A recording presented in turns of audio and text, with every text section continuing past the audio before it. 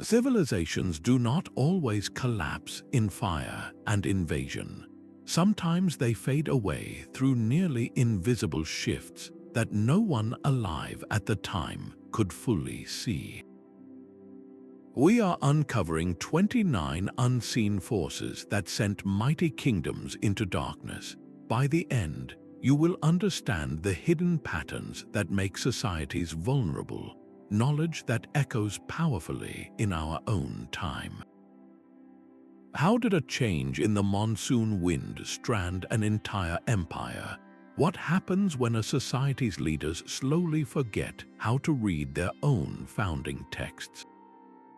We will explore the quiet triggers, from economic networks dissolving like mist to knowledge seeping into forgotten graves. What do you believe is the most fragile part of the world you live in today? The heart of a kingdom can beat in its marketplaces. Think of a great ancient port, a place where the air was once thick with the scent of exotic spices and the sounds of a dozen languages haggling over silk and precious metals. Then one day that noise begins to fade. It is not a sudden silence, but a slow quieting over many years, so gradual that no single person marks the day the last ship from a distant continent failed to arrive. This is the silent erosion of trade networks, the first unseen shift that sent ancient kingdoms into darkness. These routes were far more than simple paths for commerce. They were the circulatory system of an entire civilization, carrying not only goods but also new ideas, technologies, and cultural influences. When they began to disintegrate, the effects were catastrophic, yet almost imperceptible at first. The Roman Empire provides a stark example. As its vast network of secure roads and sea lanes slowly broke down, beset by political instability and rising dangers, the flow of gold, grain, and information began to slow to a trickle. Tax revenues, which depended heavily on trade tariffs, plummeted. Cities that had thrived as commercial hubs found themselves isolated and impoverished. But the damage went deeper than empty coffers. Without a constant influx of new ideas from abroad, innovation in engineering and architecture stalled. The knowledge of how to construct vast aqueducts and monumental buildings did not disappear in a day, but it began to fade as the masters who held that knowledge found fewer and fewer projects to practice their craft. Similarly, in Southeast Asia, the Great Khmer Empire faced a quieter but equally devastating form of isolation. Shifts in monsoon wind patterns, changes so subtle they would have been barely noticeable year to year, slowly made their established maritime routes less reliable. Ships from India and China began to favor other ports, other kingdoms. The Khmer, centered inland at anchor, found themselves increasingly cut off from the intellectual and technological currents of the wider world. The most profound danger of this shift was its pace. It happened over generations. A merchant's grandson would simply know that his family business was no longer as prosperous as it once was, never realizing his grandfather had witnessed the beginning of the end. The economic arteries of the kingdom were closing one by one, leading to a quiet suffocation that set the stage for a far more visible collapse. This first shift reveals a terrifying truth. A civilization's prosperity is not a permanent possession, but a delicate condition sustained by its connections to the world. That slow quieting in the marketplace was often followed by a silence in the workshop. A master stonemason, the last of his line, would shape one final perfect block, his hands moving with a practiced rhythm his children would never learn. He takes the precise formula for his mortar, the exact angle for his arch, with him to the grave. This is the second unseen shift, the gradual loss of specialized knowledge, a quiet unraveling of a civilization's technical soul. This was not the burning of a library, but something far more insidious, the slow evaporation of skills that had taken centuries to perfect. Consider the Hittites, an empire built on the power of iron. They mastered a smelting technique that gave them a military and economic advantage across the ancient world. Yet during periods of intense social turmoil and invasion, the chain of apprenticeship was shattered. The masters of the forge died without passing on their secrets. The knowledge of how to achieve the precise temperatures, the correct carbon content, to create superior weapons and tools, simply vanished for generations in that region. A similar fading occurred with the Maya, whose astronomers could predict celestial events with stunning accuracy, and whose calendar was a masterpiece of long-term thinking.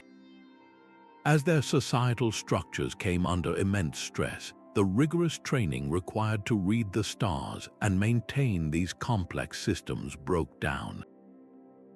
The knowledge did not disappear in a single cataclysm, but seeped away over decades until no one alive could fully interpret the wisdom carved into their own temple walls. This loss is so dangerous because it is a form of technological regression that weakens a society from the inside out. A kingdom might still stand, its buildings might still scrape the sky, but it loses the ability to repair them when the last engineer who understood the principles of stress and weight passes away.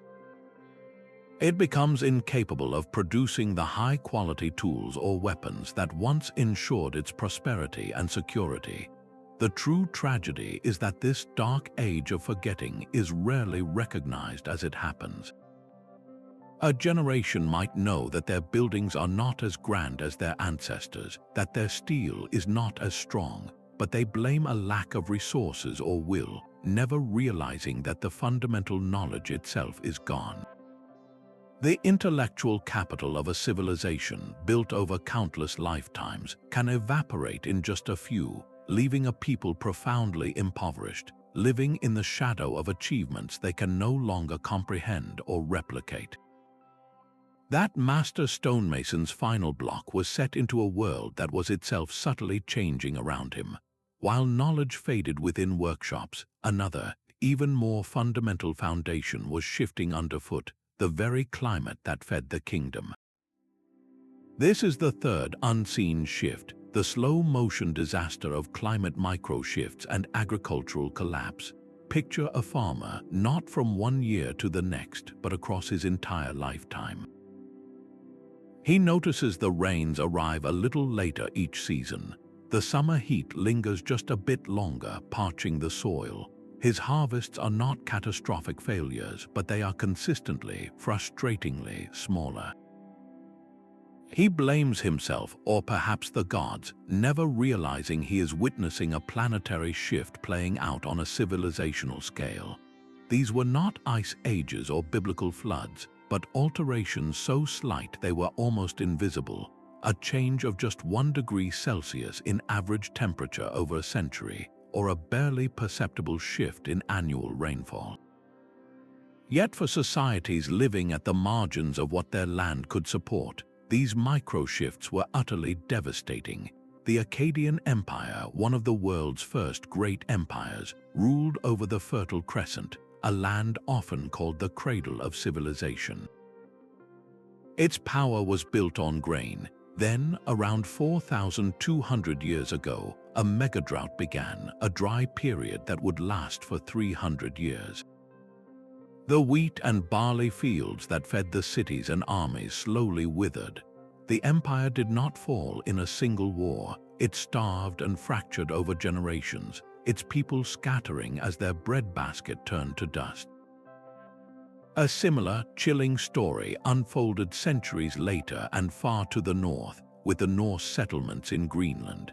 These Vikings were not warriors succumbing to a dramatic battle. They were farmers and herders whose entire way of life was predicated on a specific climate.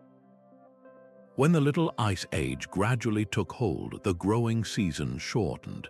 The grasses their livestock depended on grew thinner. The sea ice that hampered trade and fishing expanded. They were trapped trying to maintain a European farming lifestyle in an environment that was becoming increasingly hostile to it. Year after year, the choice between adaptation and tradition became more stark, until finally the silence closed in. The true danger of this shift was its pace. A single bad harvest is a crisis a society can survive. 10 slightly poor harvests in a row, however, drain grain reserves, empty treasuries spent on emergency food, and create a pervasive background level of malnutrition that makes the population vulnerable to disease and social unrest. Combine this with soil depletion, the natural exhaustion of nutrients after centuries of intensive farming, and you have a recipe for collapse. The land itself was giving out, just as the climate became less cooperative. This shift forces a haunting question. How do you rally a society to fight an enemy that moves so slowly no one is sure it is even there? The greatest threats are not always the loudest, but the quiet, persistent changes that undermine the very ground we stand on, leaving us weaker and more vulnerable, until one final push is all it takes to bring everything down. A government can become its own worst enemy. The very systems designed to bring order and collect taxes, to manage resources and administer justice, can slowly transform into a suffocating labyrinth of rules and procedures. This is the fourth unseen shift, the creeping paralysis of bureaucracy, where the machinery of state becomes so complex and self-serving that it hinders the very survival of the kingdom it was built to serve. Picture a provincial governor during a famine, his warehouses full of grain, yet utterly unable to distribute it to the starving population without the proper seals and authorizations from a dozen different ministries, many of whom are hundreds of miles away. The system, designed for accountability, has become a death sentence through delay. The Byzantine Empire offers a masterclass in this kind of decay. Its administrative apparatus was once the marvel of the medieval world, a highly organized hierarchy that managed a vast and diverse territory. But over centuries, this bureaucracy began to feed on itself. Positions multiplied, not out of necessity, but to reward loyalists or to create new revenue streams through the sale of offices. The intricate court rituals and complex chains of command, once symbols of imperial power, became a cage. Decision-making slowed to a crawl as every minor issue required input from countless officials, each jealously guarding their own slice of authority. The empire was drowning in a sea of its own paperwork, its resources increasingly consumed by the cost of maintaining the very system that was supposed to govern it. A similar fate befell the Ming dynasty in China. Their famed civil service, selected through rigorous examinations, was initially a powerful tool for creating a unified and competent administration. Yet over time, this system became entangled in endless factional politics. Different cliques of officials became more focused on undermining their rivals and securing personal wealth than on addressing the real crises facing the dynasty, from peasant uprisings to raids on the northern frontiers. A local commander's urgent request for reinforcements could be delayed for months, not by an enemy army, but by bureaucratic infighting in the capital. The government's ability to respond with speed and decisiveness evaporated. This bureaucratic inertia creates a fatal gap between an emerging problem and an official response. A small leak in the dam is noted in a report which is sent for review, then for a feasibility study, then for budget approval. By the time a work crew is finally authorized, the entire structure is on the verge of collapse. The kingdom loses its agility, its capacity for rapid adaptation. It is like a great ship with 1,000 captains, all arguing over the correct course while the storm draws nearer. The most tragic part is that this shift is almost invisible to those living through it. They simply accept that things take time, that permissions are hard to get, that the government moves slowly. They never realize that this creeping paralysis is quietly dismantling their society's defenses, leaving it vulnerable to any shock that demands a swift and unified response. A kingdom's soul is not forged in its laws or its armies, but in the shared beliefs that bind its people together. When that spiritual foundation begins to fracture, the entire society can split along invisible fault lines.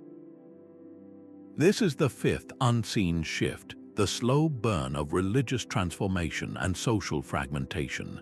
It is a process that unfolds over generations, where new spiritual ideas gradually redefine morality, authority, and the very meaning of community, often pulling a civilization apart from the inside. The Roman Empire's official adoption of Christianity provides a powerful illustration. For centuries, Roman identity was intertwined with the state religion, a system of gods and rituals that reinforced loyalty to the emperor and the social hierarchy. The rise of Christianity introduced a radical new loyalty to a single god whose authority transcended that of any earthly ruler. This did not cause immediate collapse, far from it. But over time, it created a deep and persistent tension. Traditionalists who held to the old gods viewed the growing Christian population with suspicion, seeing them as disloyal citizens. The Christians, in turn, saw the old ways as pagan idolatry.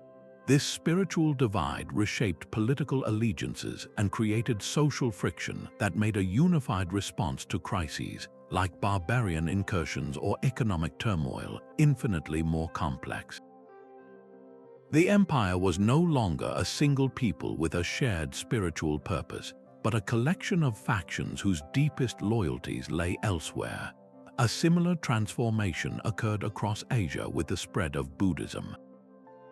As these teachings moved along trade routes, they offered a path to enlightenment that often challenged the established social order.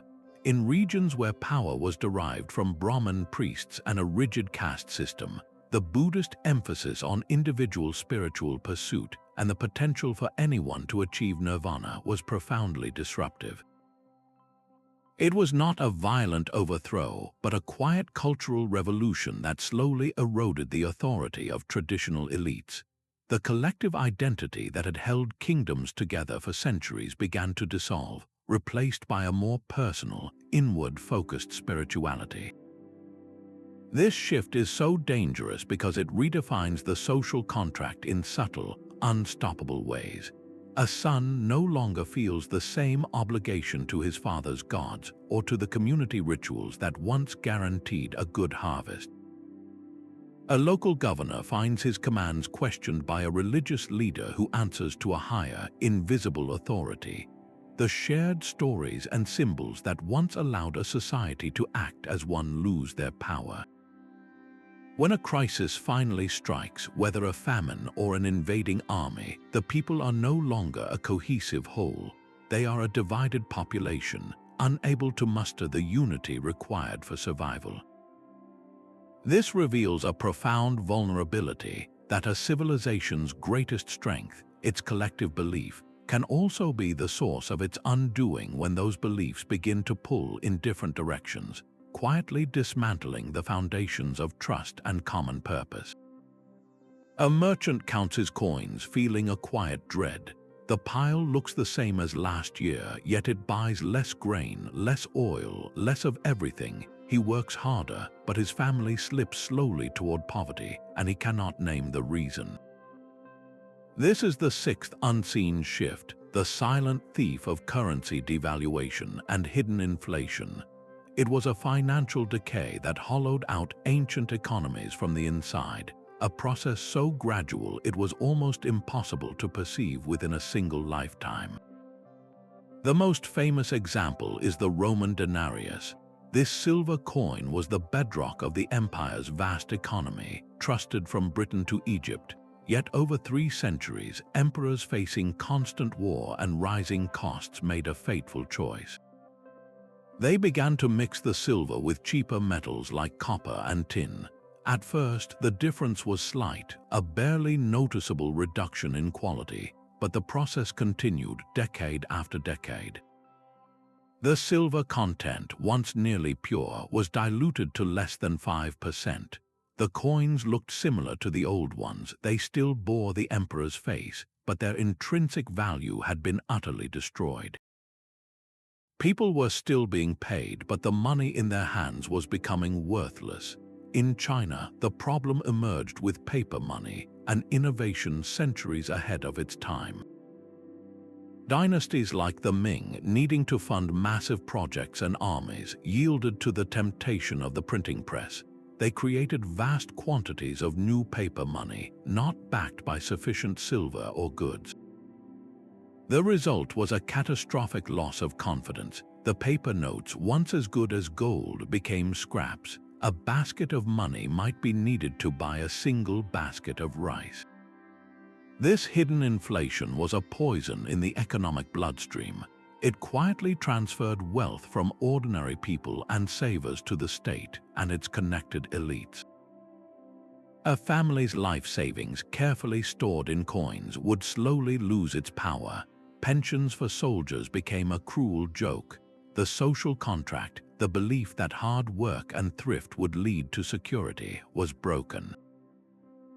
The most dangerous aspect of this shift was its invisibility. No army stormed the gates, no edict declared the money worthless. People experienced the consequences, not the cause. They saw prices creeping higher and blamed greedy merchants or poor harvests. They could not see the slow, deliberate debasement happening in the imperial mints. The system was failing by 1,000 small cuts, each one barely noticeable, but the collective wound was fatal.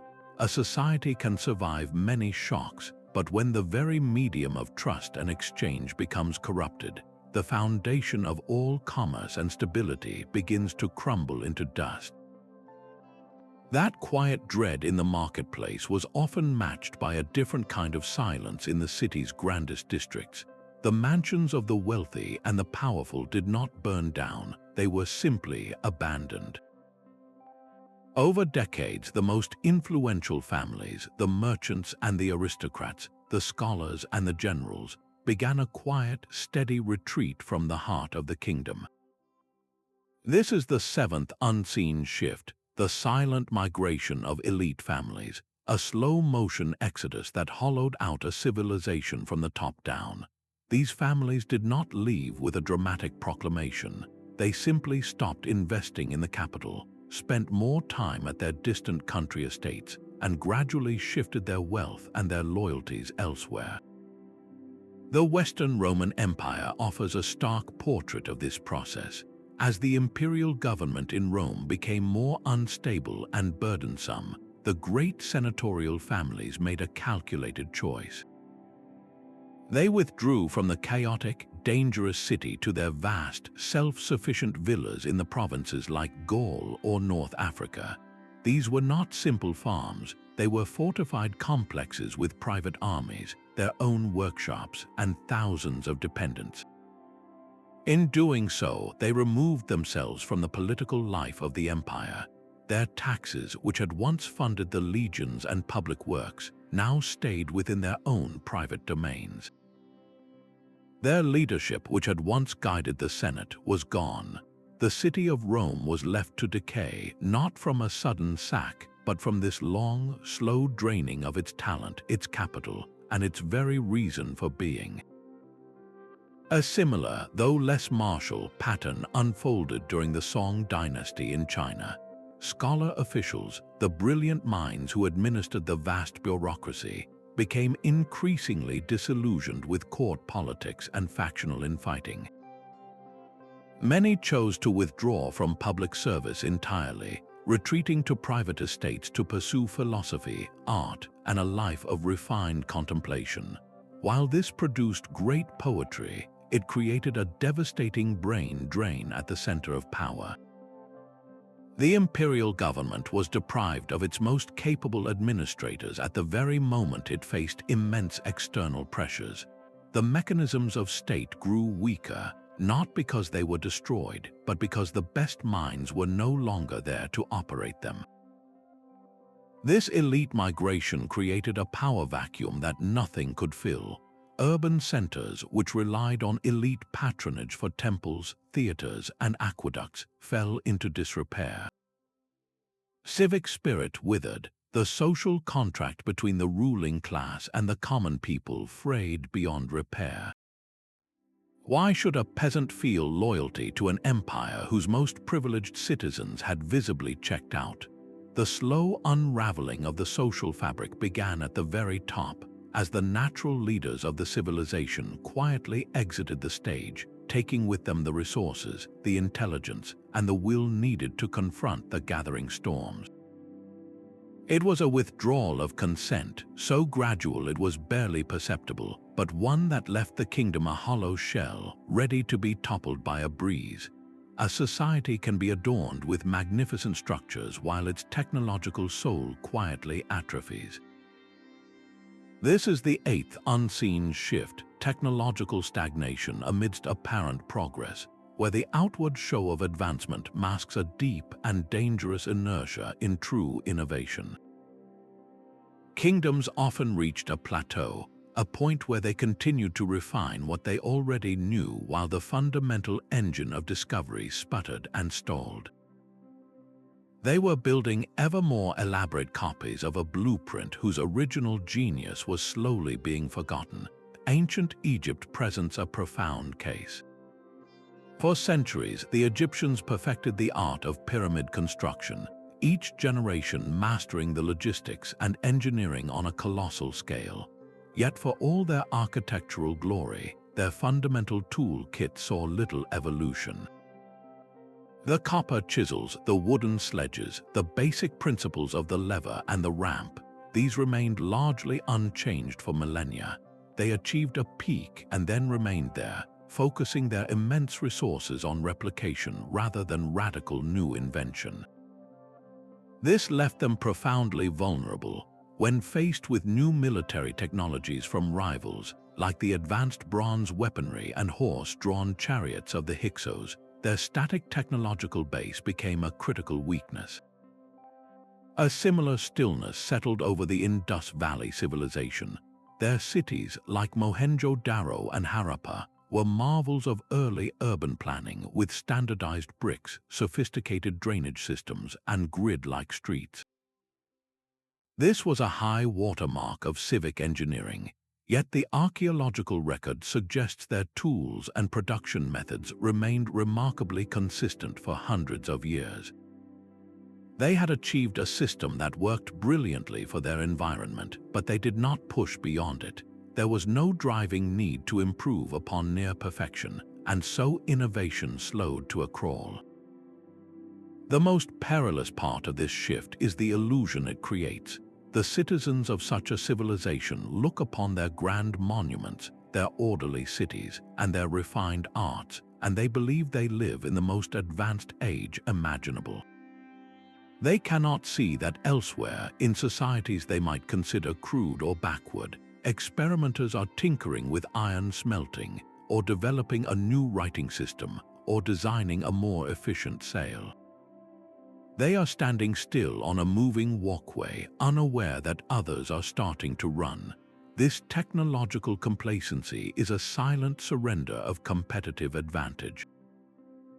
A kingdom might possess immense wealth and cultural splendor, but if its tools, its weapons, and its infrastructure are frozen in time, it becomes a museum piece waiting for a conqueror. The true danger is not regression, but the failure to evolve, leaving a civilization perfectly adapted to a world that no longer exists. A kingdom can lose its soul long before it loses its borders. The shared stories that once echoed in every village square and around every hearth begin to splinter, replaced by 1,000 local whispers. This is the ninth unseen shift, the erosion of common cultural narratives, a slow fragmentation of the myths and memories that bind a people into a single civilization. It is the quiet death of a collective identity. Consider the world of the ancient Sumerians. Their epic tales, like the story of Gilgamesh, were more than just entertainment. They were a shared moral and spiritual framework, exploring themes of friendship, the quest for immortality, and humanity's relationship with the gods. These stories were recited and revered across the city-states of Mesopotamia, creating a common cultural ground. But as time passed and empires rose and fell, these epic traditions gradually faded. Local dialects and regional loyalties began to overshadow the universal themes, the powerful, unifying narratives that had given meaning to their world and connected a farmer in Yurok to a priest in Ur slowly disintegrated, leaving behind a culture that was easier to divide and conquer. A similar, devastating fragmentation occurred among the Celtic tribes of Europe.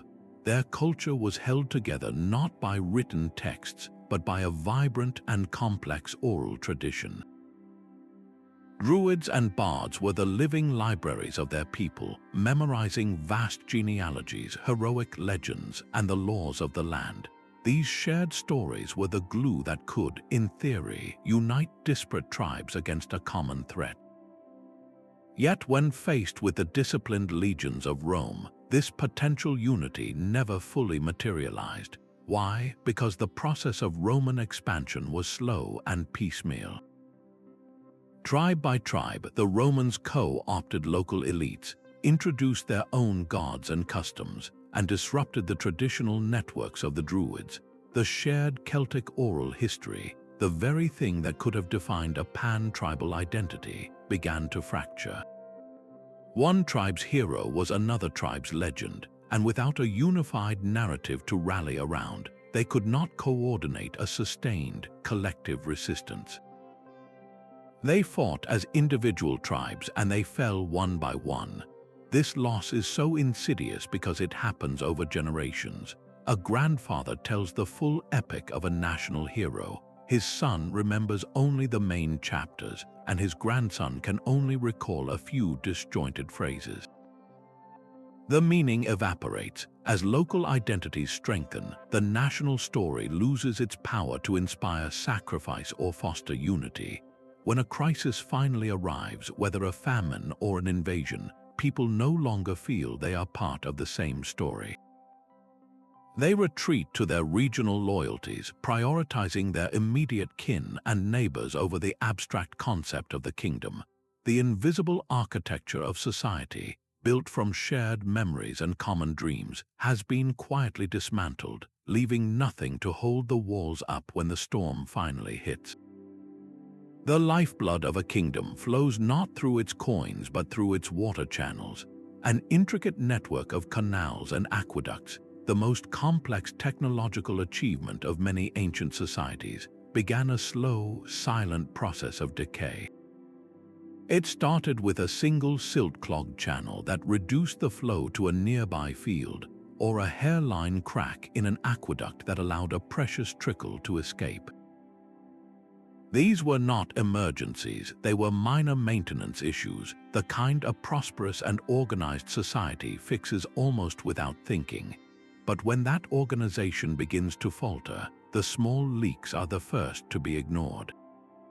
The Maya, for all their astronomical genius, built their great cities in a climate with a punishing dry season. Their survival depended on vast, meticulously engineered reservoir systems designed to capture and store rainwater for months.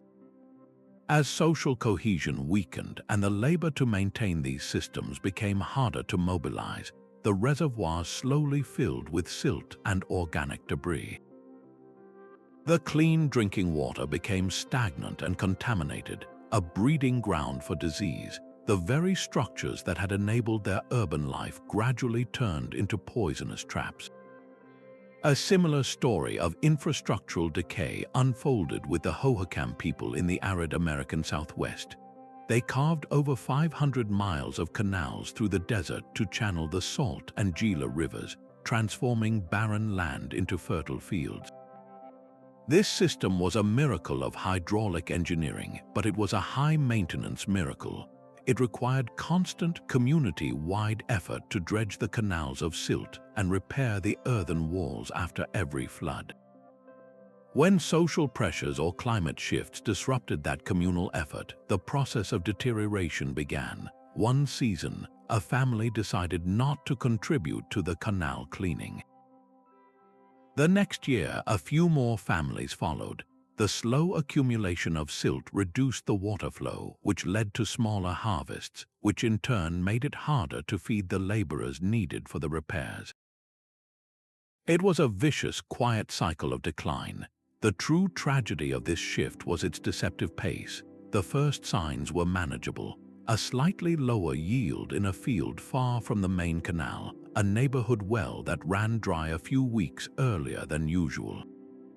There was always next year to fix it, but water systems have a tipping point. A canal only slightly silted up one year can be completely blocked the next after a heavy rain washes in more debris.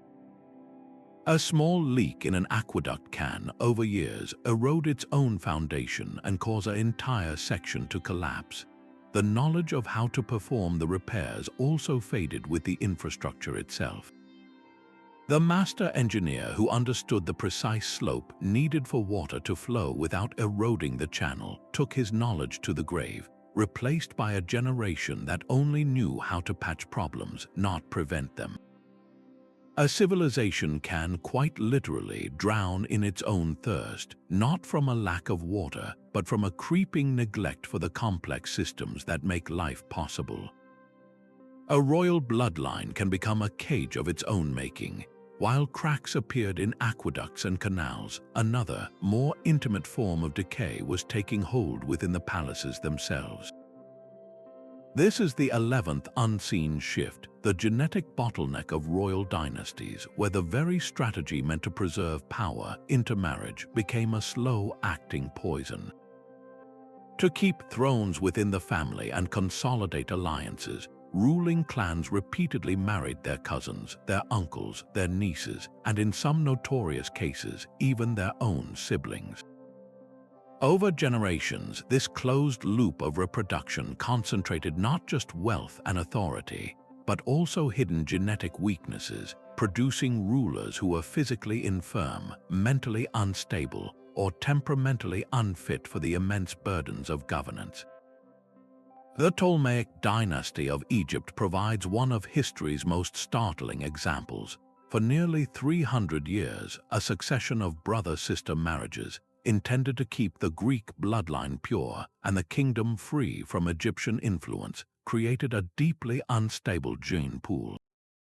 The later Ptolemies were often shadows of their formidable ancestor, Ptolemy I. They were plagued by a litany of physical and perhaps psychological ailments that made consistent, effective rule nearly impossible. The famed Cleopatra VII was a brilliant and capable exception in a long line of increasingly enfeebled rulers, her own father being so weak and ineffectual he was nicknamed the flute player. In Europe, the story repeated itself in royal houses across the continent. The Spanish Habsburgs, through generations of cousin marriages, culminated in King Charles II, a man so physically and mentally debilitated by a host of inherited conditions that he could barely speak, chew his own food, or produce an heir. His reign was a tragic spectacle of a kingdom being steered by a ghost, its state functions paralyzed by a ruler incapable of making sound decisions. The damage went far beyond the suffering of individual monarchs. This narrowing of the gene pool meant that the fate of millions increasingly rested on the accident of a single birth. A kingdom might desperately need a strong, intelligent, and charismatic leader to navigate a crisis, but the system of dynastic succession could only offer a sickly child or an unstable adult. The pool of potential leadership, once drawn from a wide aristocracy, had shrunk to a handful of interrelated families. Even those heirs who were physically healthy often grew up in a bizarrely insulated world, surrounded only by relatives and sycophants, utterly divorced from the lives and struggles of their own subjects. How could a king who had never known a commoner understand the price of bread or the burden of a tax? The quest for pure bloodlines, intended to strengthen a dynasty for eternity, ironically sowed the seeds of its own destruction, creating rulers who were biologically and culturally unequipped to hear the quiet cries of a kingdom in distress. While kings weakened their own bloodlines, another poison was seeping into the very bones of the cities themselves. It was not a dramatic event, but a slow, daily contamination of the air people breathed and the water they drank. This is the 12th unseen shift, the slow poisoning of urban environments, where civilization's own waste products gradually turned its greatest achievements into traps. In ancient Rome, the marvel of running water came with a hidden cost. The very pipes that carried water into wealthy homes and public baths were often made of lead. For generations, Romans consumed water that had leached this potent neurotoxin, a substance we now know causes severe physical and mental deterioration, from abdominal pain and gout to memory loss, irritability, and a general decline in cognitive function. The Roman elite, the very class responsible for governing the empire, were likely sipping their own decline from elegant lead-lined cups. The problem extended far beyond plumbing. Pre-industrial cities were cauldrons of accumulating filth. In crowded medieval European towns, butchers dumped offal into the streets, tanners used toxic chemicals that seeped into the groundwater, and human waste collected in open cesspits. The stench was a constant reminder of a deeper sickness. These conditions created a perfect breeding ground for pathogens, leading to repeated outbreaks of dysentery, typhoid, and other waterborne diseases that culled the population year after year, especially the very young. The most dangerous aspect of this shift was its invisibility. A Roman engineer would have seen his lead pipes as a sign of progress, a vast improvement over a well. A medieval merchant, accustomed to the smell of his street, would not have connected it to his child's chronic illness. The poisoning was universal, affecting rich and poor alike, though the wealthy with their lead pipes might have suffered a uniquely debilitating fate. There was no control group, no one to point out that people in the countryside lived longer and seemed clearer of mind. The damage was cumulative, passed down from one generation to the next. A population suffering from low-level lead exposure and constant gastrointestinal disease is a population with less energy, less cognitive sharpness, and a shorter lifespan. It is a society that finds it harder to solve complex problems, to innovate, or to muster the vitality needed for great civic projects. The city, the engine of a civilization, was slowly becoming a sickly organism, its people weakened not by a single plague, but by the thousand small poisons of their own daily existence. How can a kingdom thrive when its heart is beating with a slow, toxic rhythm? A soldier's oath is a sacred bond, a promise to defend a nation and its people. But what happens when that promise quietly shifts from the flag to the face of the general who pays him? Armies, the very institutions created to shield a civilization from external threats, could slowly transform into the greatest internal danger of all. This is the 13th unseen shift, the transformation of military loyalties, where protectors become kingmakers and then destroyers. The Roman Empire learned this lesson at great cost with its Praetorian Guard. Originally an elite unit tasked with protecting the emperor, their proximity to power became a fatal temptation. Over time, their loyalty was no longer to the abstract idea of Rome, but to the man who could offer them the largest donative, a cash bonus for their support.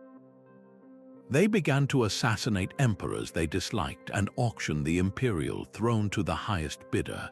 The military, the ultimate guarantor of order, had become the primary source of political chaos, proving that the most dangerous enemy could be the one standing guard at the palace gates. A similar, devastating reorientation occurred in the later stages of imperial China. As dynasties like the Tang and Han weakened, the central government struggled to pay its massive armies. Regional commanders or warlords stepped into this vacuum, using their personal wealth and local connections to pay and supply the troops. a soldier who received his rations and silver from General Lai, not from a distant emperor in Chang'an, naturally transferred his allegiance. His loyalty was to the man who fed his family, the commander who promised him land and plunder. The army fractured into a collection of private forces, each serving the ambitions of its leader rather than the unity of the state. This shift never happened overnight. It was a slow creep, achieved through a series of small, seemingly pragmatic changes. Recruitment began to favor local men over a diverse imperial levy, creating regional cliques within the ranks. Promotion criteria shifted from merit and seniority to personal loyalty to a specific commander. The most critical change was in the payment system. When soldiers' pay came directly from their generals' coffers, the chain of loyalty was severed from the state and rewired to a single man. The army ceased to be a single, unified instrument of national defense. It became a collection of armed factions, each with its own agenda, turning the military from a shield against external threats into a weapon for internal power struggles. When a barbarian horde massed on the frontier, the kingdom could no longer respond with a single, crushing fist. Its own armies were too busy watching each other, or worse, marching against the capital to install a new puppet ruler. The final defense of a civilization had been compromised from within, not by treason, but by 1,000 small choices that redirected a soldier's heart from his country to his commander. A law is supposed to be a clear line, a boundary everyone understands.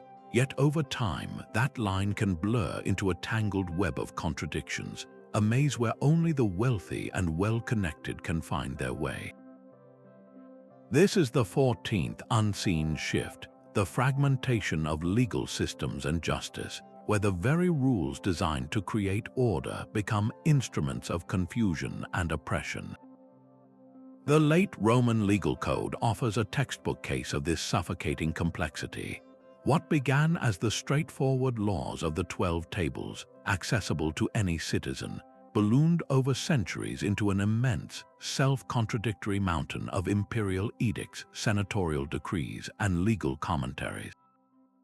Navigating this labyrinth required a specialized class of jurists, men who charged exorbitant fees for their exclusive knowledge.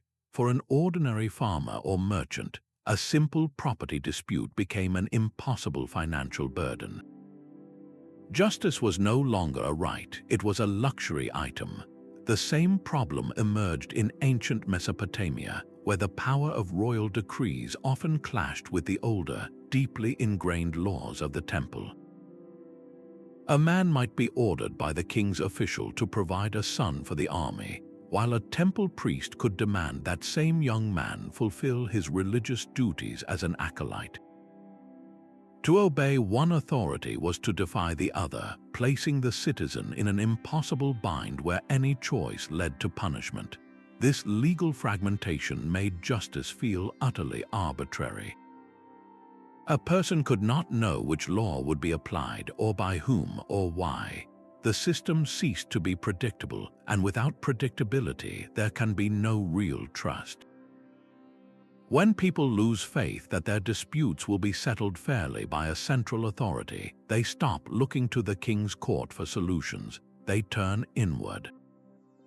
They form their own protective alliances with local strongmen. They settle scores with violence, or they simply endure injustices, their resentment simmering. The social contract, that invisible agreement where citizens obey the law in exchange for protection and justice, quietly dissolves. Why pay taxes to a government that offers no real legal protection? Why feel loyalty to a king whose judges are seen as corrupt or irrelevant? The kingdom does not shatter from a single blow, but from a million small withdrawals of consent. The most dangerous outcome of this shift is the rise of parallel systems of power. As central law becomes a meaningless ritual, people pledge their true allegiance to the local warlord, the tribal elder, or the neighborhood gang that can actually enforce its will. The monopoly on legitimate force, the very foundation of the state, splinters into 1,000 pieces. A civilization can find itself governed not by one set of laws, but by none at all, leaving every community to fend for itself in a growing shadow of lawlessness and fear. A society can begin to accept its own demise long before the final stones fall. This is the 15th unseen shift, the psychological slide into fatalism, where a people gradually lose their belief in the power of their own collective will. It is a slow surrender of agency, a quiet acceptance that decline is not just possible but inevitable. Historical records from the chaotic end of the Late Bronze Age hint at this profound change. Across the eastern Mediterranean, from the Hittite heartland to the palaces of Mycenaean Greece, a strange stillness seems to have settled in. The meticulous palace inventories, the boastful royal inscriptions, the records of far-flung trade, all begin to thin out and then cease. It is as if the scribes themselves simply put down their style, no longer believing that their words could shape events or preserve a world that was visibly unraveling. This was not a sudden panic, but a deep collective exhaustion, a depression on a civilizational scale. A similar psychological dynamic unfolded centuries later among many Native American societies facing the relentless pressure of European colonization. After generations of devastating epidemics, broken treaties, and military defeats that seemed to confirm the superiority of the invaders, a profound sense of powerlessness could take root. Modern psychology would identify this as learned helplessness, the conditioned belief that one's actions have no effect on the outcome. When a people are repeatedly confronted with problems they cannot solve and injustices they cannot remedy, they may eventually stop trying. The will to resist, to adapt, or to rebuild is slowly extinguished. This fatalistic turn is never a single event. It is the product of 1,000 accumulated setbacks, a long sequence of failed harvests, incompetent rulers, and reforms that promised renewal but delivered only more disappointment. Parents who once dreamed of a better future for their children begin to counsel mere survival. The most talented and ambitious members of society, those who would normally be the engines of revitalization, may simply leave, seeking their fortune elsewhere, draining the community of its potential leaders. The most dangerous collapse, therefore, is not the fall of a city's walls, but the collapse of the political will to defend them. When a population internalizes a narrative of inevitable decline, it becomes incapable of the unified, sacrificial effort required to confront a crisis. Why sacrifice for a kingdom that is doomed? Why pay taxes to a government that cannot protect you? Why have children you believe are destined for a world of scarcity and chaos? This is the final, silent surrender, a psychological unraveling that makes every other form of collapse not just possible but certain. A family's ancestral plot of land, tended for generations, does not vanish in a blaze of war. It is slowly, legally, transferred line by line on a deed, until a farmer who once worked his own soil becomes a tenant on a vast estate he will never own. This is the 16th unseen shift, the silent revolution in land ownership patterns, a transformation that rearranged the very bedrock of society while remaining almost invisible to those living through it. The process rarely involved force. It was accomplished through the quiet machinery of debt and legal technicality. A smallholder has a bad harvest and borrows seed from a wealthy neighbor, offering his land as collateral. The next season is also poor and he cannot repay. With a stroke of a pen, his farm is gone, absorbed into the ever-growing estate of his creditor. Multiply this transaction by thousands over decades, and you reshape an entire civilization. The late Roman Republic offers a classic tragedy of this kind. Independent citizen soldiers, the backbone of the early legions, were gradually displaced by massive agricultural enterprises called latifundia. These vast estates, owned by an ultra-wealthy senatorial class and worked by slaves, produced cash crops like olive oil and wine for export. The result was a double catastrophe. The state lost an entire class of yeoman farmers who had been its most reliable taxpayers and soldiers, men with a direct stake in Rome's survival. In their place grew a rootless, impoverished urban proletariat in the cities and a disenfranchised rural population, both with little reason to defend a system that had dispossessed them. A similar, chillingly parallel story unfolded in medieval Japan. Under the shogunate, the samurai warrior class began as administrators granted the right to collect taxes from peasant lands. Over time, through a combination of legal privilege and economic pressure, many samurai gradually converted these tax rights into outright ownership. The peasants who had once held traditional rights to the land found themselves reduced to serfs, working the same fields but now for the benefit of a distant lord. This created a society of extreme rigidity and inequality. Wealth and power were concentrated in the hands of a military elite, while the productive majority lived in precarious dependency. The systemic impact of this shift remained hidden for generations. From the perspective of a single lifetime, it was just the way things were, but the long-term consequences were devastating. A narrow elite controlled most of the productive land, leading to a dangerously narrow tax base that could not adequately fund public services or defense. Social mobility froze as the path to wealth and independence through land ownership was closed off for the vast majority. Most dangerously, it created a profound crisis of loyalty. Why should a landless peasant or a tenant farmer risk his life to defend the kingdom? His sacrifice would only preserve the very system that kept him in perpetual dependency. The true revolution was not the eventual uprising, but the slow, legal transfer of deeds that made that uprising inevitable, proving that a civilization's fate can be sealed not in a battle but in a contract. The same legal documents that transferred land ownership also recorded a quieter loss, the fading echo of footsteps in public squares, great plazas and open-air forums, once the vibrant heart of community life, did not crumble into ruin overnight. They were simply used less and less, their grand spaces slowly abandoned to silence. This is the 17th unseen shift, the decline of civic participation and the emptying of public spaces, where citizens gradually retreated from communal life into the narrow world of private concerns. In the later days of the Greek city-states, the assembly places where citizens had once passionately debated war, peace, and justice began to see fewer attendees. The great religious festivals and theatrical competitions that bound the community together through shared experience lost their central place in social life. People were not banned from attending, they simply stopped coming, their attention turning inward.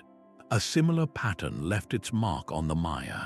Their immense ceremonial plazas, designed for grand public gatherings and rituals that affirmed a shared identity, show clear archaeological evidence of less frequent use long before the cities were fully abandoned. The stages for collective life were going dark one by one. This withdrawal was rarely a conscious protest. It was a slow, pragmatic response to mounting pressures. During times of economic hardship or political instability, the immediate struggle for personal survival consumes all energy. Why spend a day traveling to the city assembly to debate abstract policies when your family's next meal is uncertain? When public institutions are seen as corrupt, distant, or irrelevant to the daily grind of putting food on the table, engagement feels like a futile waste of precious time. The consequences of this retreat were catastrophic. Collective decision-making, the process that allows a society to solve problems and navigate crises, began to deteriorate. Without the constant, informal interactions of the marketplace, the assembly, or the festival, the bonds of trust and mutual obligation that weave individuals into a community began to fray. This social capital, the invisible resource that enables people to cooperate for the common good, evaporated. A society of disconnected individuals is a fragile entity. It cannot organize a coordinated defense, maintain complex infrastructure, or muster the shared sacrifice needed in a disaster. The civilization still stands, but its people are no longer a cohesive body, just a collection of separate lives sharing the same sinking ground, demonstrating that a thriving culture requires active, engaged citizens, not just a population of passive subjects waiting for instructions. That slow emptying of public squares was matched by a quiet dimming of the lights in the places where minds were shaped. The great libraries and schools, the workshops of future generations, did not always burn. More often, they simply faded, starved of the attention and resources needed to sustain a living tradition of learning. This is the 18th unseen shift, the hidden erosion of educational systems, where the transmission belts of cultural knowledge and skills quietly snapped. The story of the Great Library and Museum of Alexandria is often told as a single, catastrophic fire, but its true decline was a much slower, more insidious process. For centuries before its final destruction, it suffered from cycles of neglect. Funding for scholars and acquisitions dwindled during periods of political turmoil. The great minds that once flocked there found patronage elsewhere. The scrolls themselves, though physically present, became artifacts of a fading age, their contents less and less understood by a society that was slowly turning its gaze away from the old, demanding forms of knowledge.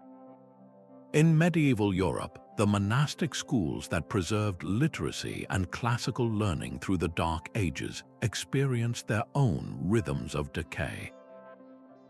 A monastery with a brilliant, engaged abbot might produce exquisite illuminated manuscripts and foster deep scholarship for a generation, but his successor, perhaps less intellectually curious or more focused on the land's management, would let the scriptorium fall silent. The meticulous copying of texts would slow, the teaching of complex Latin grammar would become less rigorous, and the flame of learning would flicker, only to be revived decades later by another devoted scholar. This stop-start pattern created a cumulative cultural amnesia. The consequence of this educational decay was a society increasingly divided against itself. The most educated elites often retreated into narrow specializations, mastering the intricate details of theology or courtly poetry, but losing the broad, practical wisdom needed to govern a complex civilization. They could debate philosophical subtleties while the aqueducts crumbled from a lack of engineers who understood hydraulic principles. Meanwhile, the masses received only the barest minimum of education, if any at all. The average farmer or soldier lost touch with the historical narratives, the civic virtues, and the technical skills that had once been part of a common cultural inheritance.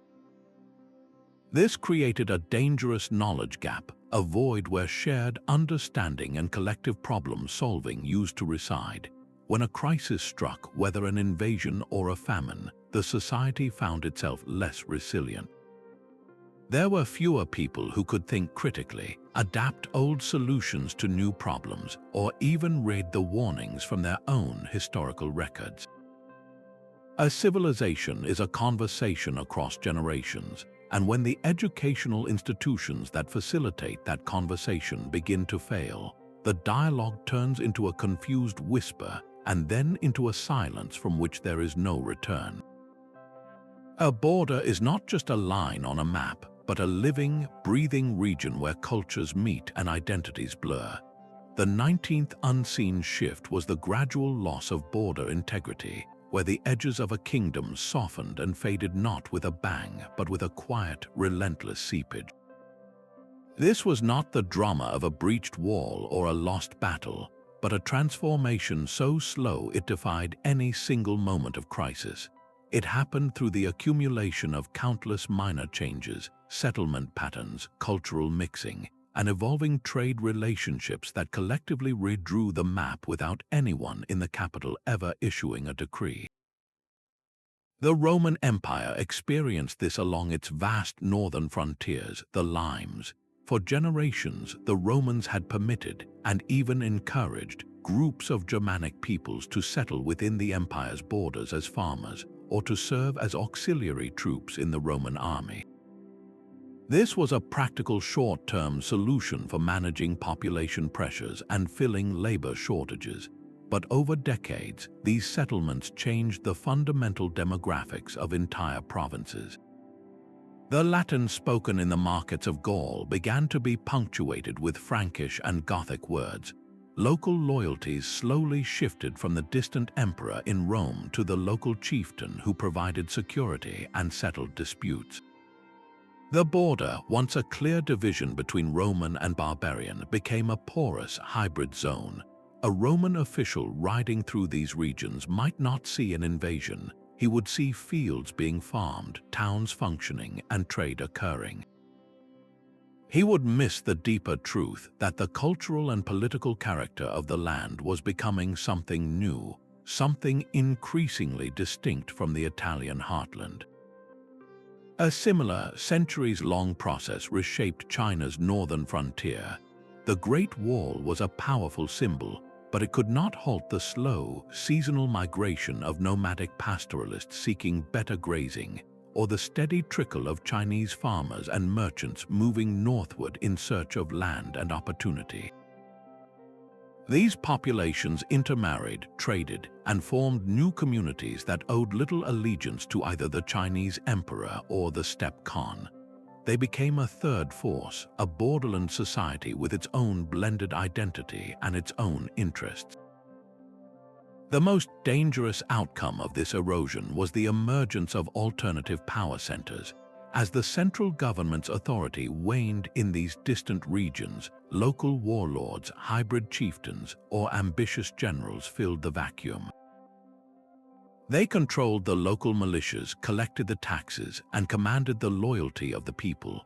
The frontier was no longer a protective buffer for the core territory. It was becoming a rival, a new society that was already rooting itself in the empire's soil. By the time the imperial court realized that its borderlands had spiritually and politically seceded, it was too late. The change was irreversible. The real border had moved not on a map but in the hearts and minds of the people, proving that the most profound territorial losses happen one family, one village, one quiet trade agreement at a time. A kingdom can feast upon its own flesh and still believe it is growing stronger. This is the 20th unseen shift, the metabolic balance collapse, where a civilization gradually consumes its ecological foundations faster than they can regenerate. The very resources that powered its golden age, the forests, the fertile soil, the fresh water, are drawn down like a bank account with no deposits until only bankruptcy remains. This was not a sudden pillaging, but a slow, generational drawdown that seemed perfectly reasonable to everyone living through it.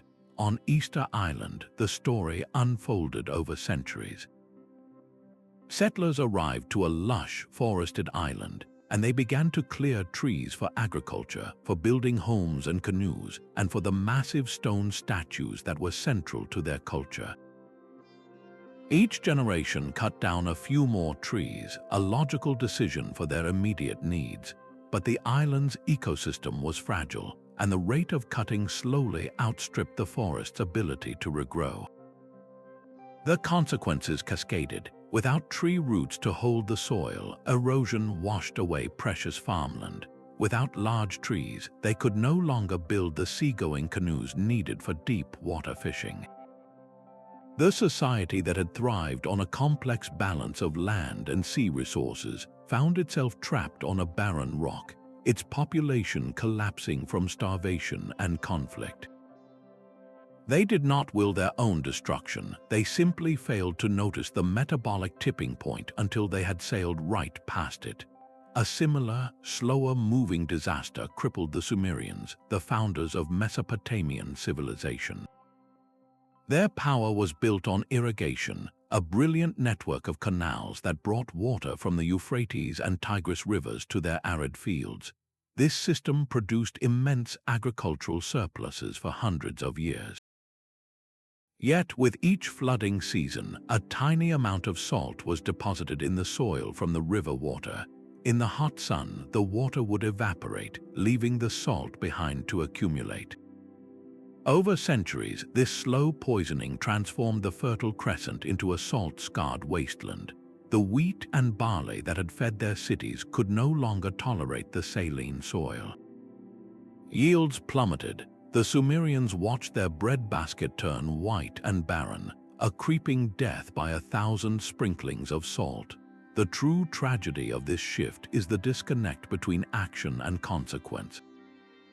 The farmer who cleared one more acre of forest, or the engineer who dug one more irrigation canal, was solving an immediate problem for his family and his community. He was being responsible. He could not possibly see that his individual act, multiplied by millions over hundreds of years, was writing a death sentence for his civilization. Each generation inherited an environment slightly more degraded than the last, a problem just a little bit worse until the cumulative debt came due all at once. A society can be incredibly successful in the short term by exploiting its natural capital, but that very success contains the seeds of its own undoing, proving that the most prosperous civilizations can quietly consume the future in their hunger for the present. A new weapon can change the world, but the greatest danger is a new way of thinking about war itself. The 21st unseen shift was the changing nature of warfare and defense, where the very tools and tactics that had secured a kingdom for centuries quietly became relics. This was not a sudden defeat, but a slow, generational lag between the evolution of threats and the adaptation of those tasked with providing protection. The development of the stirrup, a seemingly simple innovation, offers a profound example. For civilizations built around disciplined infantry, like the Roman legions or the armies of ancient China, the stirrup was a peripheral curiosity at first. But on the steppes it was a revolution. It allowed a rider to stand and pivot, to wield a heavier lance with devastating force, and to fire a bow with stunning accuracy from a moving horse. This gave rise to the dominance of heavy cavalry, a military system that would reshape Europe and Asia. A legionary, trained to hold a line with his shield and short sword, was now facing a shock force that could outmaneuver him, outshoot him, and shatter his formation in a single, thundering charge. The old defensive playbook was suddenly, fatally obsolete. A similar revolution unfolded with the evolution of siege warfare. The mighty walls of a city like Constantinople were considered impregnable for 1,000 years. Yet the knowledge of how to breach such defenses was slowly, inexorably advancing.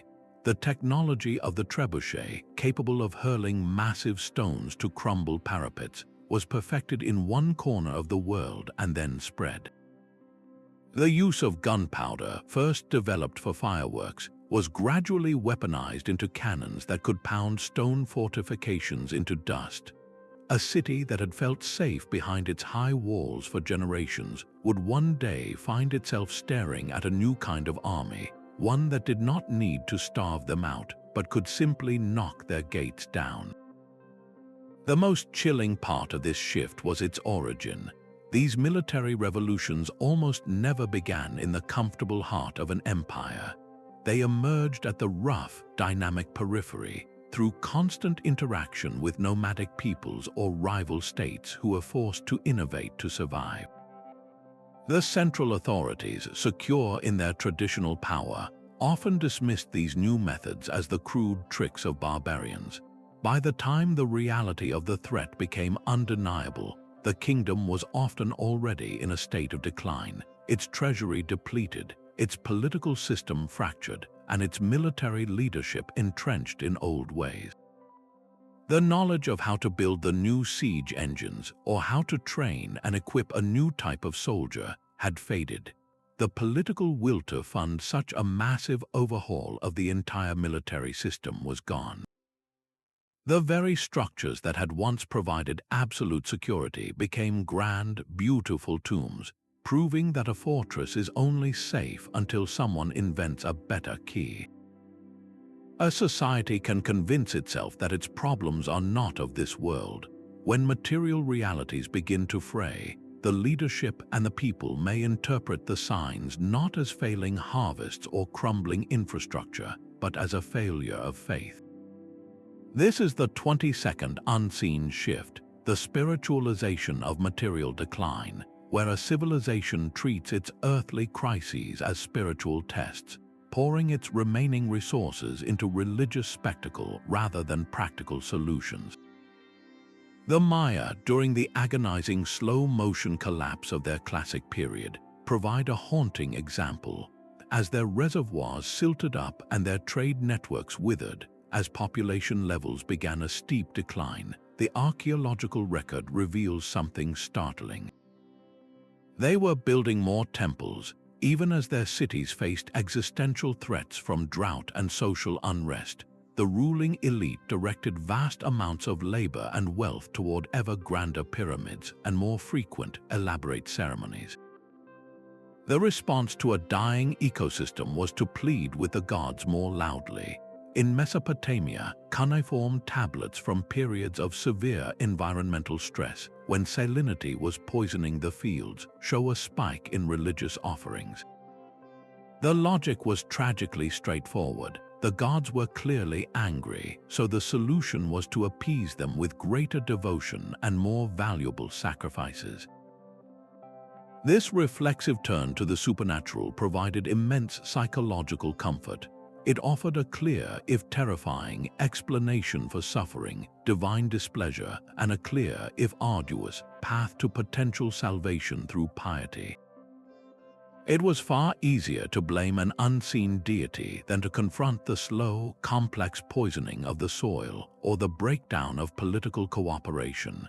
Yet this spiritualization of crisis created a devastating feedback loop. The resources desperately needed to dredge canals, to experiment with salt-tolerant crops, or to fund diplomatic missions were instead consumed by the priests and the temple complexes. The very silver that could have been used to import emergency grain was molded into a statue for a god.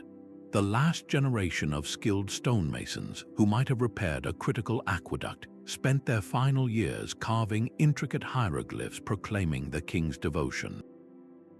The civilization was in effect treating a fever with incense and prayer, ignoring the infection raging through its body. The most profound danger was that this response prevented a society from accurately diagnosing its own illness. By framing every setback as a spiritual failure, it shut down the possibility of practical adaptation. Why search for a new water source when the problem is clearly our collective sin? Why reform a corrupt tax system when the gods demand another monument? This shift reveals a terrifying truth that a civilization's worldview, the very lens through which it sees reality, can become a trap. How a culture interprets its distress can seal its fate more decisively than any invading army, leaving it to meet a material end while desperately seeking a spiritual answer. The most intimate decisions can reshape an empire. While leaders focused on grand strategy and spiritual appeasement, a quiet revolution was unfolding within the walls of the home, transforming the ancient family unit. This 23rd shift examines the gradual but profound changes in family structures and gender roles, a slow-moving current of personal choices that collectively eroded the foundations of traditional society. It was not a single decree or a public debate. but 1,000,000 private conversations about marriage, children, and work that, over generations, rewrote the social contract. In the later Roman Empire, a telling trend emerged among the aristocratic classes. Birth rates began a steady decline, for reasons tied to economics, personal ambition, or perhaps a subtle cultural shift. Elite families were having fewer children. This single demographic change sent ripples through the entire system of power. Vast family fortunes, once divided among many heirs to maintain a broad network of influence, were now concentrated in the hands of a single, often unprepared descendant.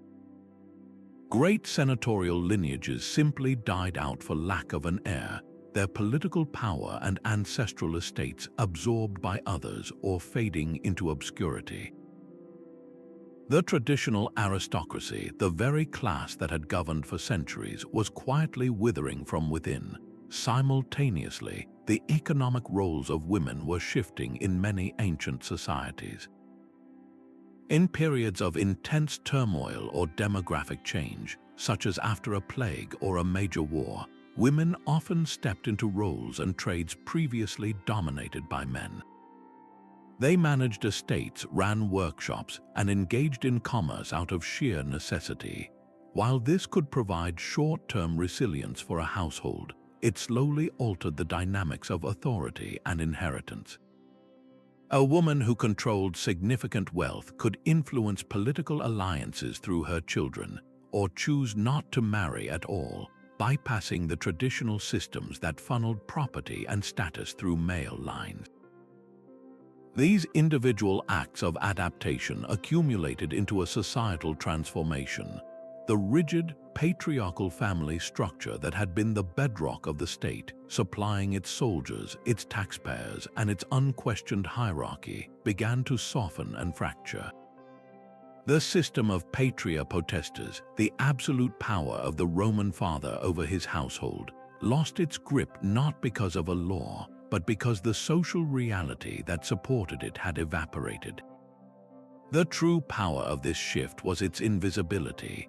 No emperor could pass an edict to command couples to have more children or to force women back into purely domestic roles. The change happened in the most personal spaces of life, in decisions made for reasons of love, survival, or simple human preference. A civilization might still appear strong, its armies stationed at the frontiers and its temples gleaming in the sun, while the fundamental unit that replicated its culture and values was quietly changing beyond recognition. The bedroom, it turns out, can be a more potent revolutionary space than any battlefield, proving that the future of a kingdom is often decided long before it is lost in the quiet, cumulative choices of its families. Words themselves can become tombs for forgotten wisdom. A royal inscription carved in the language of a kingdom's golden age might stand untouched for generations, its message perfectly preserved yet utterly meaningless to the descendants who walk past it every day. This is the 24th unseen shift, the loss of collective memory through language evolution. Language is never static, it breathes and changes with each new generation, absorbing new words and shedding old ones.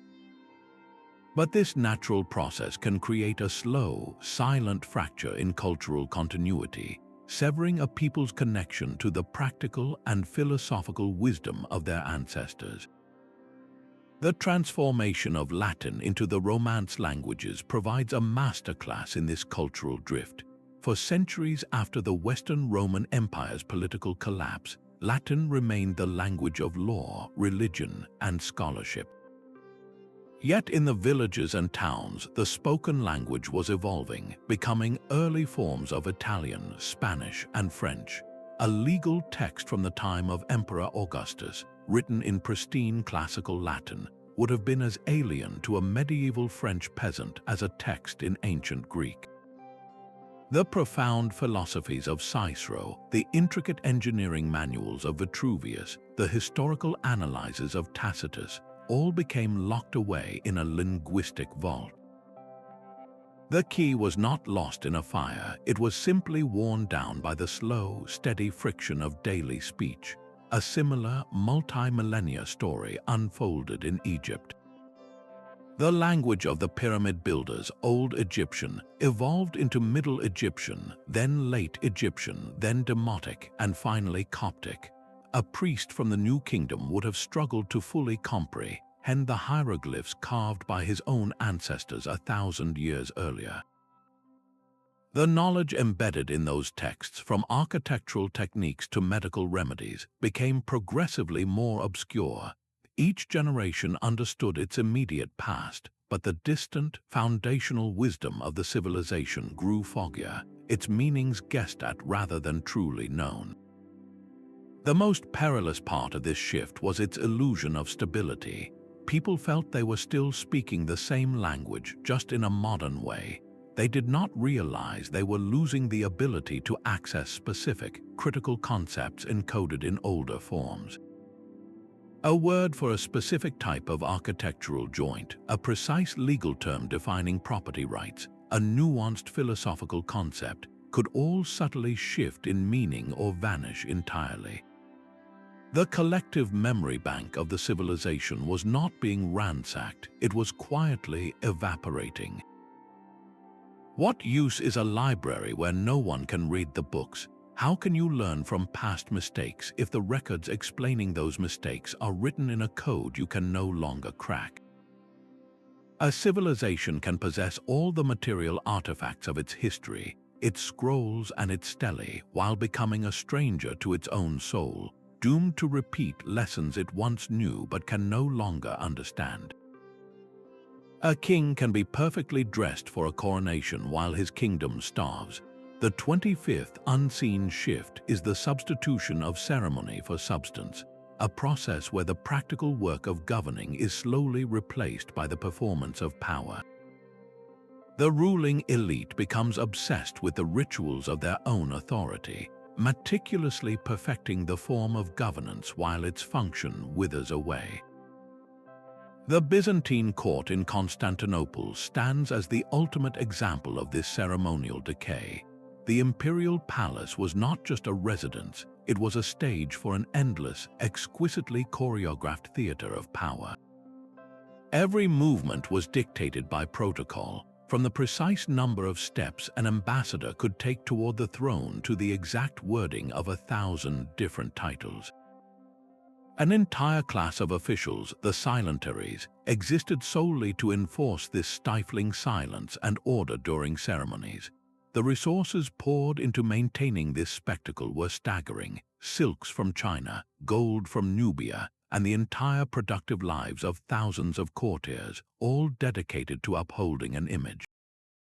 Meanwhile, in the provinces, aqueducts cracked and fortifications crumbled for lack of funds and attention.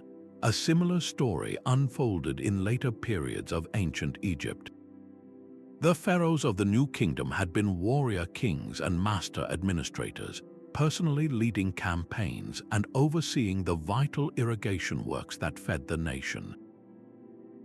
But in later dynasties, the role of the pharaoh increasingly narrowed to that of a high priest. His primary duty was to perform the correct rituals in the temple to ensure the favor of the gods, while the day-to-day administration of the canal systems was delegated to lower officials or ignored entirely. The power of the state was being spent on ensuring the cosmic order, while the very earthly order that supported it was falling into disrepair. This shift is so dangerous because it feels like governing. The endless meetings, the signing of documents with the correct ceremonial ink, the elaborate public processions, all of it creates the illusion of a busy, functioning state. But it is activity without accomplishment. Officials are promoted not for their competence in solving problems, but for their flawless knowledge of court etiquette and their loyalty to the ruling clique. The most talented minds are drawn into this labyrinth of ritual, their energies consumed by the politics of prestige rather than the work of public service. The connection between the government and the governed is severed. A farmer whose fields are flooding cares nothing for the perfect symmetry of a royal procession. He needs a dredged canal. When he repeatedly petitions for help and receives only a formally worded rejection on official parchment, his faith in the entire system evaporates. The state becomes a beautiful, gilded shell, producing magnificent ceremonies and flawless paperwork, yet utterly incapable of fulfilling its most basic promises of security, justice, and maintenance. The final, quiet tragedy is that the stage remains impeccably set long after the play has ended, and the actors have forgotten their lines. A civilization can be crippled by a legacy written in its very bones. While courts perfected their ceremonies, a quieter, more biological decay was taking root within the bodies of the people themselves. The 26th unseen shift is the slow accumulation of genetic and disease burdens, a creeping health crisis that sapped the strength of ancient kingdoms from the inside out. This was not a dramatic plague, but a gradual decline in population-wide vitality, a decline so slow it was almost imperceptible to those living through it. The rise of dense, settled urban life, for all its cultural advantages, created a perfect environment for the spread of infectious diseases. Tuberculosis, leprosy, and a host of gastrointestinal illnesses became endemic in crowded cities where sanitation was primitive. Skeletons from ancient Mesopotamia and the Indus Valley show clear markers of these chronic conditions, along with widespread evidence of anemia and other nutritional deficiencies. A population perpetually battling illness and malnourishment is a population with less energy for innovation, less strength for construction, and less resilience in the face of famine or war.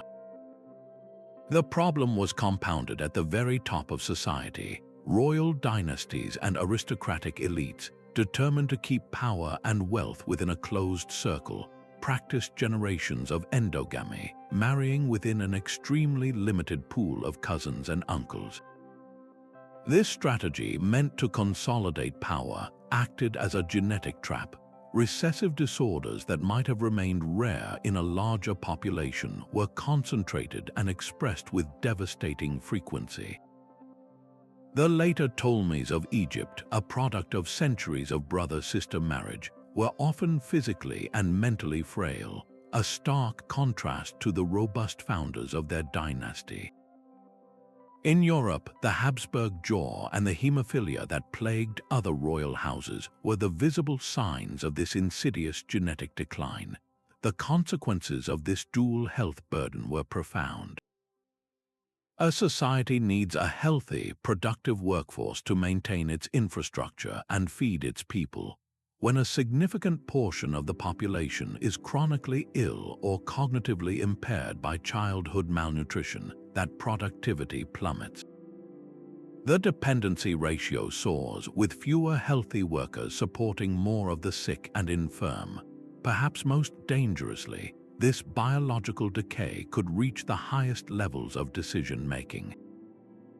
Imagine a kingdom facing a complex crisis, its fate resting in the hands of a ruler whose own physical pain or cognitive fog, the result of generations of inbreeding, clouds his judgment. The slow, generational nature of this shift made it impossible to combat. A father would simply assume his son was naturally sickly, never suspecting a centuries-old pattern of marital choices was to blame. A city dweller would accept a persistent cough as a normal part of life, not a symptom of a society-wide health failure. The civilization was not collapsing in a single dramatic event, but rather experiencing a slow-motion dying of the light, a gradual dimming of its collective health and vigor. How can a kingdom defend its walls when the hands that hold the spears are weak, and the minds that plan the defense are clouded? The ultimate foundation of any civilization is not its wealth or its weapons, but the biological vitality of its people, a resource that can be quietly consumed over generations until nothing is left but a hollow, fragile shell. A civilization's deepest values are literally set in stone. The very buildings a society constructs become a permanent record of its priorities, and sometimes that record reveals a slow, quiet betrayal of its own future. This is the 27th unseen shift, the architectural encoding of decline, where construction methods and styles gradually change to prioritize symbolic statement over practical function. The built environment begins to tell a lie, presenting a magnificent facade that conceals a creeping structural weakness. In the later Roman Empire, the technique of opus sectile became a powerful metaphor for this decay. Builders would create breathtaking floors and walls with thin, expensive slices of marble and porphyry, arranging them in intricate patterns. But this beautiful surface was often just a veneer, glued over a core of cheap rubble concrete and brick. The magnificent public baths and basilicas looked as grand as ever to the citizen, but the underlying structure was less durable, less resilient, and far more expensive to maintain than the solid stone blocks of the early Republic. It was architecture as illusion, a brilliant performance of wealth and power that masked a reality of cutting corners and declining engineering rigor. A similar haunting story unfolded with the Maya. As their reservoirs silted up and the long-term drought tightened its grip, their architectural energies were increasingly funneled into the vertical. They built ever taller and more elaborate temple pyramids, reaching for the heavens in a desperate plea for rain. These structures were profound symbolic statements, asserting the king's divine connection and the community's piety. Yet at ground level, the practical infrastructure that sustained urban life was falling into disrepair. The plaster linings of the reservoirs cracked, the canals clogged with silt, and the aqueducts leaked. The civilization was, in effect, building magnificent billboards to advertise its faith while the engine of its survival sputtered and died. This architectural shift was never a conscious decision to deceive. It was the result of 1,000 small, pragmatic choices. A city council approves the dazzling new facade for the forum because it boosts public morale, while quietly deferring maintenance on the aqueduct for another year. A king commissions a grand new pyramid to cement his legacy, directing labor and resources away from the unglamorous work of dredging canals.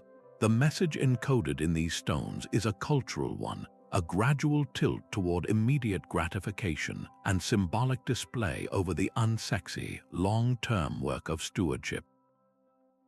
The buildings themselves become a physical manifestation of a society's values, and in their final, crumbling state, they deliver a verdict. A facade, no matter how beautiful, cannot hold up a roof forever. The grandest temple cannot summon water from a poisoned well. How a civilization builds reveals what it truly values, and when the values shift from durability to display, the collapse of the buildings is merely the final, physical confirmation of a spiritual decay that began long before. The most educated minds can become prisoners of their own expertise. A brilliant priest-astronomer in a dying civilization might spend his final years perfecting the calculation of a planetary orbit, a problem he was trained to solve from childhood, while the city's water supply turns to poison. This is the 28th unseen shift, the cognitive narrowing of problem solving, where a society's collective intelligence slowly loses its flexibility, applying the wrong tools to a changing world with unwavering confidence. Consider the final centuries of the great Bronze Age empires. Their economies and power were built on complex, palace-centered systems that controlled the production and distribution of bronze, a vital alloy of copper and tin. When climate shifts and widespread unrest disrupted the long-distance trade routes that supplied these raw materials, the response from the royal centers was not innovation, but intensification. They sent more soldiers to guard the caravans, they drafted more scribes to record the dwindling inventories, they issued stricter decrees to control stockpiles. They were applying the administrative and military solutions that had always worked before, completely unable to conceive of a shift to a different technological base, like iron, which was more readily available but lay outside their entire economic and ritual understanding. The problem was not a lack of intelligence but a surplus of tradition.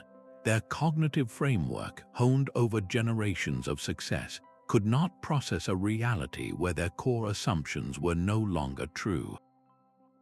A similar rigidity crippled later societies. Some medieval European towns facing economic stagnation would double down on their traditional agricultural guilds and regulations, trying to solve commercial crises with farming-era thinking.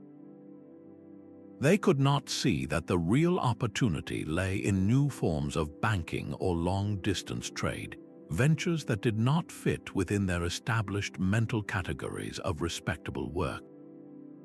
This cognitive narrowing was most pronounced among the most educated elites.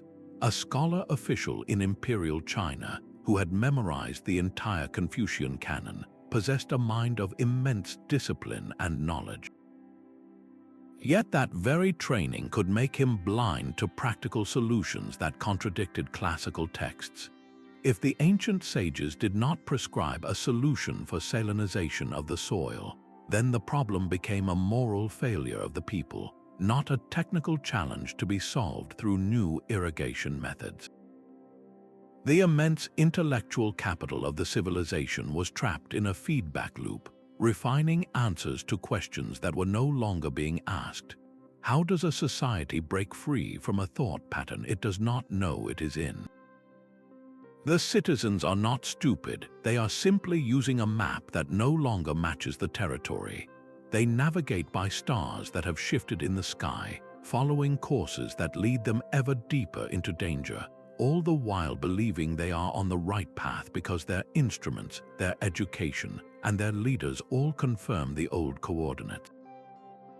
The ultimate collapse is not just of stone and mortar, but of imagination itself, leaving a people perfectly capable of describing their own demise, yet utterly incapable of conceiving a way to avoid it. A society's final collapse is often preceded by a quiet coup in its own value system. The 29th and final unseen shift is the silent redefinition of success and virtue, a process where the very qualities a civilization celebrates become the very ones that ensure its downfall. Over generations, the definition of a good life and an honorable person can drift so far from practical reality that the society ends up promoting its own gravediggers, honoring them with titles and rewards. In the later stages of the Roman Empire, a profound change took place within the aristocratic class. The ideal of the citizen soldier, a man who could both manage his estate and command a legion, was gradually replaced by the ideal of the cultured orator. The highest praise was reserved for those who could deliver a flawless, witty speech in perfect Greek, who could dissect philosophical subtleties or compose elegant poetry. Administrative competence, the gritty work of ensuring provinces were governed justly and aqueducts functioned, was seen as dreary, even vulgar. The path to power and prestige was no longer through effective public service, but through rhetorical performance and social connections at court. This meant that when a crisis demanded a governor who could organize a famine relief effort or a general who could outthink a barbarian army, the system produced instead a brilliant speaker who was utterly unprepared for the task. A similar, fatal redefinition occurred in some warrior cultures, such as the final years of the Spartan hegemony. Their society was built on a foundation of discipline, endurance, and tactical cohesion. Yet, over time, this hardened into a brittle cult of personal bravery that prized frontal assaults and disdain for anything perceived as cunning. Strategic retreat, complex maneuvering, or the use of innovative siege engines were dismissed as unworthy of a true warrior. Success was measured not by winning the war, but by how honorably one fought the battle. This cultural value, so celebrated in their poetry and rituals, made them strategically predictable and vulnerable to more adaptable enemies who had no such qualms. The true danger of this shift is its invisibility. No one stands up and declares that from this day forward we will celebrate the wrong things. It happens through 1,000 small signals. A father beams with pride when his son wins a poetry contest but scoffs when he expresses interest in engineering. A military commander is passed over for promotion because his victory was deemed too messy, lacking in glorious head-on combat. The rewards of society, its status and wealth, slowly flow toward those who excel at the performance of virtue rather than the practice of it. The civilization continues to hold banquets, award honors, and tell inspiring stories, but it is honoring a ghost, a memory of what once made it strong. The final, quiet tragedy is that a people can become perfectly virtuous by their own new standards, even as their world darkens around them. They meet the end with impeccable rhetoric and unmatched bravery, never realizing that they had long ago forgotten how to be truly, effectively good. The true danger was never in any single failure, but in the way each one quietly amplified the next. An economic downturn meant less silver for the mints, leading to currency devaluation that made it harder to pay soldiers, which invited military rebellions that further disrupted trade. A slow-motion drought did not just starve a population, it forced migrations that strained border integrity, which overstretched the army, whose commanders then became the new political power brokers. These 29 shifts were not a list of separate misfortunes. They were a web of interconnected feedback loops, each weakness exposing and accelerating another.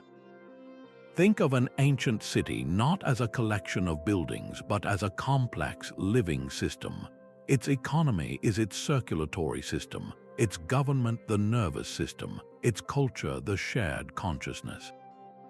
A small injury to one part can be managed, but when the circulatory system weakens, the nerves begin to misfire, and the collective mind grows confused. The entire organism is soon fighting for its life. The most terrifying lesson is that no single one of these problems would have seemed like a death sentence to the people living through them. A slightly debased coin, a slightly quieter marketplace, a slightly more bureaucratic court, each was a manageable nuisance on its own. It was their cumulative, synergistic effect that created a tide too powerful for any institution or leader to hold back. This reveals the core of civilizational resilience. It is not about building a perfect society immune to shock, but about maintaining the collective capacity to adapt, the intellectual flexibility to see new solutions, and the social cohesion to implement them. The kingdoms that faded into darkness were not necessarily the least prosperous or the least intelligent. They were often the most rigid, the most convinced of their own permanence. They were solving the problems of their grandfathers with tools that were already rusting, never realizing the world had changed the questions. The final silence did not arrive with a bang, but with a whisper, the accumulated sigh of 1,000 small